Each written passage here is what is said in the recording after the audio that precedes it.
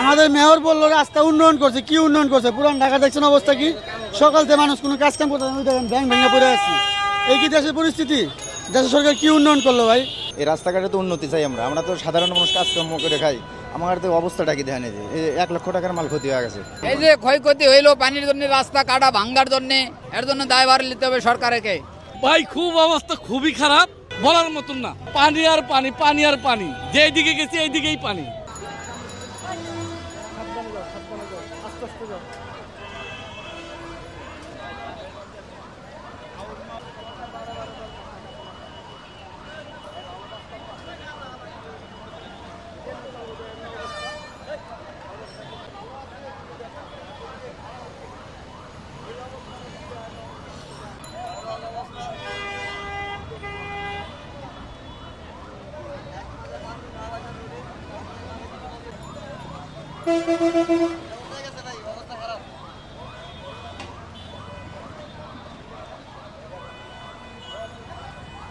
এই মালগুলো কার?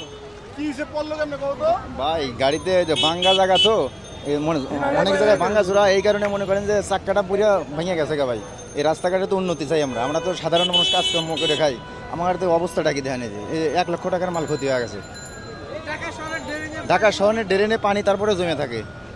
আমার কি অবস্থা দেখেন, কি ভোগান্তির ভিতরে পড়ে গেছি। আসলে এই দায় কার? দায় কার এখন যদি বলেন যে আপনার এদিকেও দোষ নাই, আবার যদি বলি সরকারের তারপরে দোষ নাই। সরকারের এ দায় এখন আমরা কি বলবো? এই যে ক্ষয়ক্ষতি হইলো পানির জন্য, রাস্তা কাটা ভাঙ্গার জন্য, এই যে 10 বস্তা 15 বস্তা ময়দা ভিজে গেল, তেল পড়ে গেল, এর জন্য দায়ভার নিতে হবে সরকারকে।